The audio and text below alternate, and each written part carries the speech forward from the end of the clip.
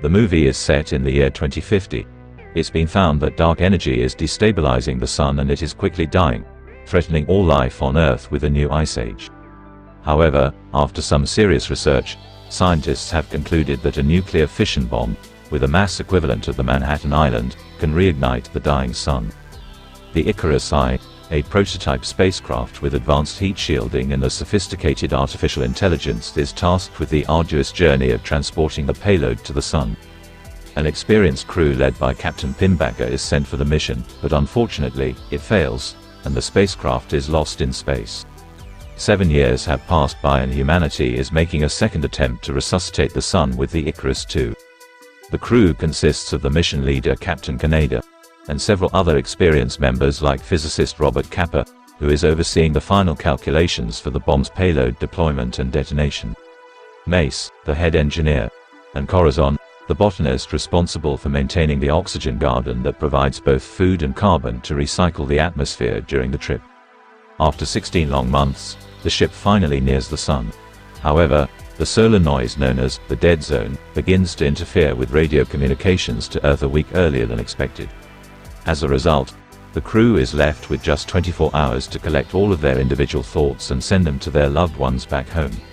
During Capa's turn, he has difficulty finding the right words, and makes several attempts at his message, unintentionally exhausting the remaining time. This enrages Mace, and a fight breaks out between the two.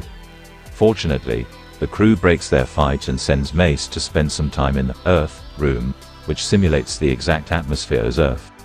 Later, when the crew meets to discuss their latest progress, the spacecraft botanist Corazon notes that the ship already has enough oxygen stored up for the delivery and the return trip. As they get closer to the sun, the ship's medical physician, Dr. Searle, becomes fascinated with the view from the ship's viewport. He gets curious to experience the unfiltered view of the sun. However, the AI warns him that he can only tolerate 3.1% of the actual light. Despite this, Searle keeps exposing himself to the sun, causing his skin to peel away. Meanwhile, Captain Canada researches the video logs of Captain Pinbacker, the commander of Icarus I, in an attempt to discover why the original mission failed. He plays one video where Pinbacker describes a small meteor storm that did superficial damage to the Icarus I. As the ship approaches Mercury, communications specialist Harvey picks up a signal from the Icarus I's distress beacon. However, he only hears faint signals because it was amplified by the iron in Mercury's mass. He becomes sure that some of those aboard Icarus I could still be alive and discusses with his crew whether the current mission should be altered in order to check on the Icarus I's distress beacon. As expected, Mace is not happy with the suggestion and he tells everyone that it's a dangerous mission. However, Dr. Searle contradicts that diverting to the Icarus I could possibly add a second bomb and having two could be advantageous if something goes wrong with the first one. This results in a heated discussion and Captain Canada puts an end to it by handing the decision to the ship's most informed person in these matters, their nuclear physicist, Robert Capa. However, Capa also has a hard time making a decision. Left with no choice, he flips a coin, which finalizes them heading to rescue Icarus L. The crew is forced to oblige and the ship's navigator, Trey, plots the course. He checks it 3 separate times, and becomes sure that he has been accurate. Trey then shifts the Icarus I's course to intercept the Icarus I. However, in the many calculations, Trey misses one: the need to readjust the heat shield that protects the ship from the sun's radiation. This error is discovered when there is an emergency declared by the computer after slight damage to the heat shield. Unfortunately, the true extent of the damage can only be assessed and repaired by leaving the ship and working out in space. Captain Canada and Capa volunteer for the dangerous mission and start the necessary preparations. As the two exit the ship in EVA suits to begin repairs, the pilot, Cassie, reorients the Icarus II in order to provide the two spacewalking astronauts as much shade as she can. She does this despite knowing that it will result in the loss of the 2 communications towers needed to return to Earth later. In no time, the tips of the comm towers burn up as they continue to revolve around the living quarters, in and out of the sunlight. Consequently, Cassie unwittingly sets off another chain of events, when the still revolving and burning remnants of the communications tower causes a beam of sunlight to deflect towards the center of the ship and onto the oxygen garden. Soon, a fire breaks out that burns down the garden and threatens to engulf the entire ship. Corazon quickly rushes to her rapidly burning garden and requests entry, thinking she can save it. However, Mace weighs up the situation and realizes that the mission and ship will be lost unless drastic action is taken. So, he orders the computer to release all the stored oxygen in the tanks, to provide such an enormous boost to the fire that it will literally blow itself out. He also realizes that this will completely destroy the garden. During this event, the artificial intelligence begins to take automatic control of the Icarus II. It also tries to return the heat shield back to cover the living quarters despite the fact that it is currently protecting Captain and Kappa, who are still outside. Cassie realizes that this maneuver will result in the death of the two spacewalkers and she tries to countermand the order, but the AI refuses to budge. With time running out, the AI and Cassie fight over control for a few moments, with the latter eventually using an override command that needs to be authorized by a second crew member. Cassie turns to Mace and seeks his authorization code, but he refuses. He believes that the importance of the mission far outweighs the loss of Kaneda and Kappa. Cassie then pleads with Harvey and fortunately, he issues his authorization. Enraged, Mace directly calls Captain Kaneda and asks him to support him in countermanding the orders issued by Cassie and Harvey, a decision that will result in his own death and that of Kappa.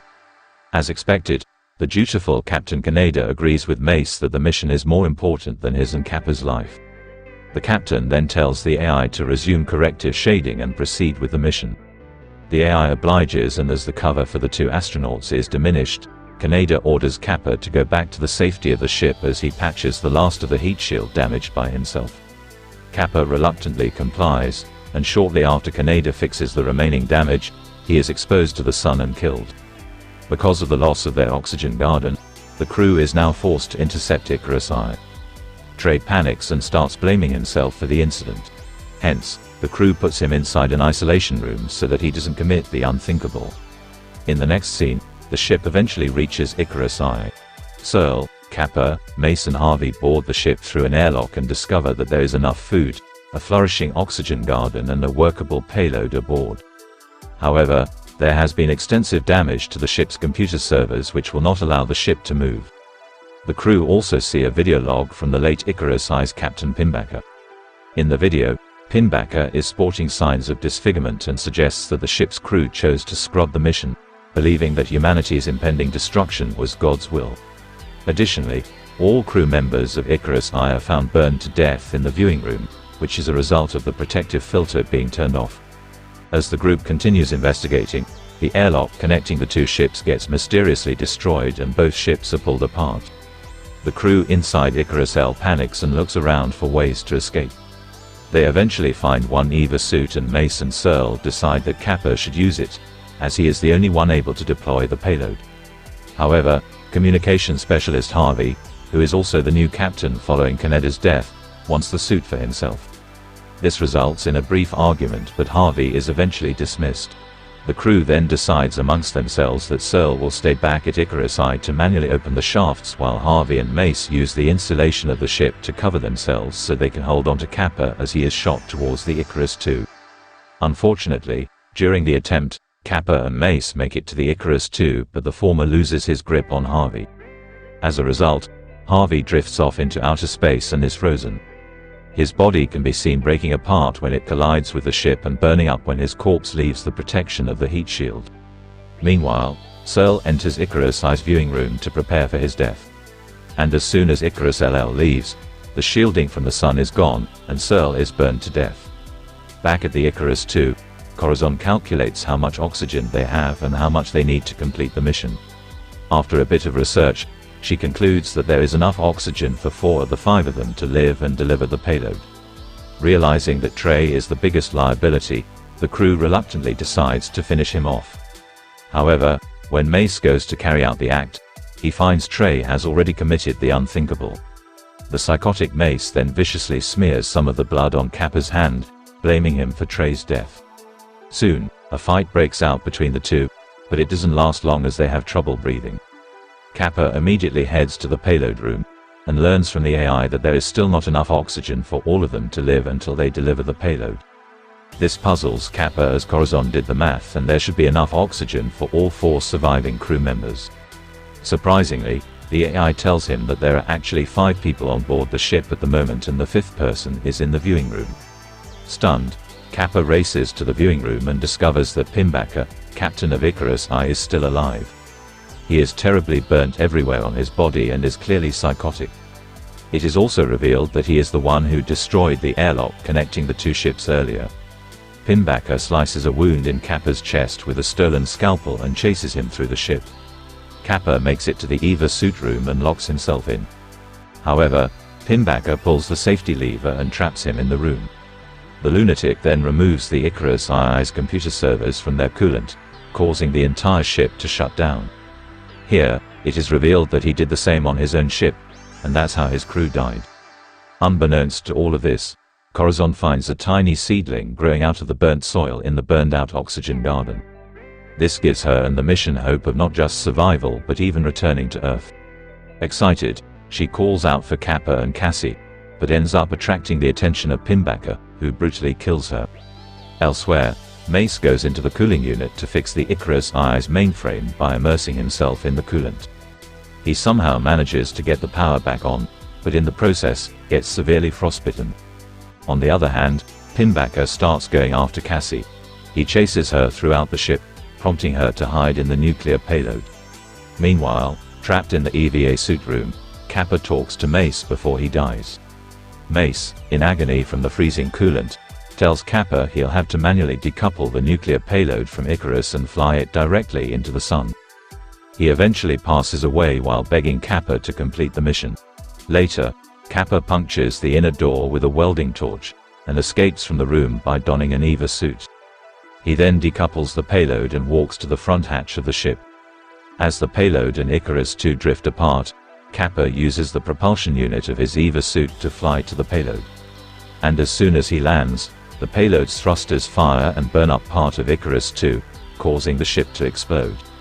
Shortly after, Kappa goes into the payload to manually pilot and ignite it. There, he finds a distraught Cassie and tries to help her up.